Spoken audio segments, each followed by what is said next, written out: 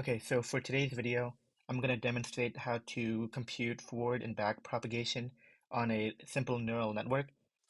It's actually not too bad, and I can demonstrate how to compute this for a simple two-layer neural network.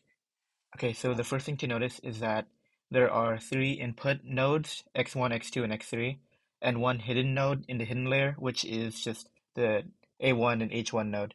And then there's a final output node, which has the y hat. Y hat represents the predicted output from the neural network. The activation function for this neural network is going to be the rectified linear unit. This is shown as the phi of x, which means that when you input x, it returns the highest number between 0 and x over 2. In other words, if x is a negative number, the function will output 0. Anyways, let's get started with the forward propagation. The first thing that we're going to do is we're going to write a1, h1, and y hat as a function of the other variables. This is going to be useful in the next step when we perform backpropagation, which requires derivatives. And when we calculate the derivatives, it'll be helpful when we see the formula used. A1 is calculated as the dot product between each node and each weight corresponding to the node. So in this case, A1 would be equal to x1 W1 plus x2 W2 plus x3 W3.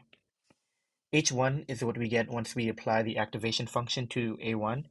So H1 would be equal to the activation function of A1, which is equal to max of 0, or A1 divided by 2. For the predicted output of the neural network, you have to be a little bit careful. Notice that the third node in the input layer also has an edge connected to the output layer.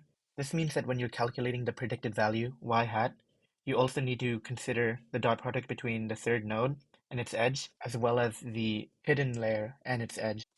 The formula for y hat and its edge would be y hat equals h1 times v2 plus x3 times v1.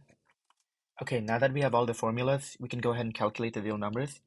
So a1 is going to be negative 2 times negative 1 plus 3 times 3 plus 1 times negative 1, which equals 2 plus 9 plus minus 1 is 10. And h1 is going to be max of 0 or 10 divided by 2, which is going to be 5. Finally, we have y hat. Y hat is going to be 5 times 4 plus 1 times 3, which is 23. And that's basically it for forward propagation. This covers the fundamental of how most simple neural networks operate, but keep in mind that there are more complex networks that involve different types of calculations. For the second step, backpropagation involves finding the change in loss as you change the value in the weights, and going towards the direction where you can decrease loss. We can find this by using the chain rule. For the first weight node, what we're going to do is we're going to write the equivalent chain rule expression for how to calculate this. We have the partial derivative of the loss function with respect to the first weight node is equal to the partial derivative of the loss function to y hat times the partial derivative of y hat divided by the activation function or the activation value times the activation value divided by a1 times the partial derivative of a1 with respect to the first weight. I forgot to mention that the loss function that we're going to be using is L2 loss. The loss function is written as loss equals 1/2 of the true value minus the predicted value squared. Notice the 1/2 in the front. This is simply used to make the derivative easier to compute.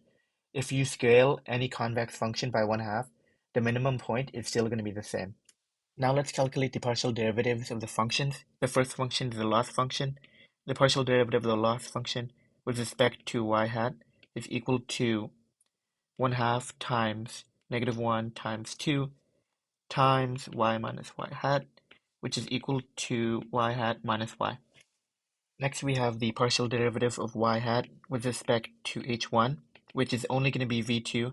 The other term simply becomes 0 once you take the derivative. For the partial derivative of h1 with respect to a1, this one can be a little bit tricky. Essentially, you have to consider which path of the max you go into. If you go to 0, then it's going to be 0. Otherwise, you take the derivative of a1 divided by 2 and just get 1 over 2. The last partial derivative of a1 depends on which weight node you decide to use. So the partial of a1 with respect to the first weight node is just going to be x1.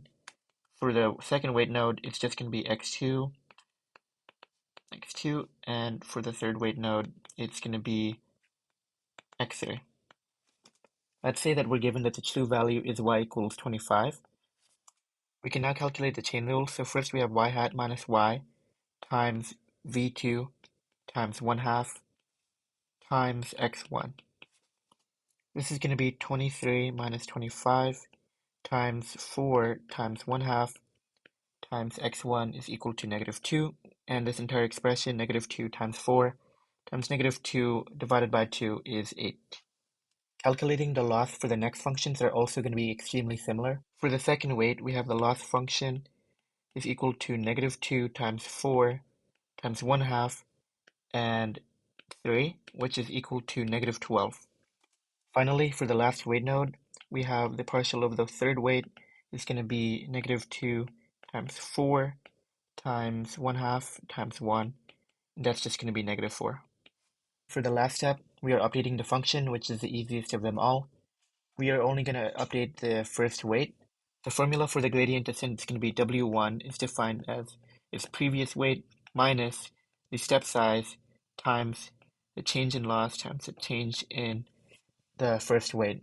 Notice that we're doing a subtraction. This is because we want to go down the loss function instead of up. In order to do so, we are going to need to subtract. Plugging in the values, we have W1 is defined as 8 minus 0.1 times 8, and this is going to be equal to 7.2. Therefore, after the first update, your W1 is going to be equal to 7.2. That's it for forward and back propagation. As you can see, it's not too bad, especially for a simple neural network. I hope that you find this simple and you can do this in the future.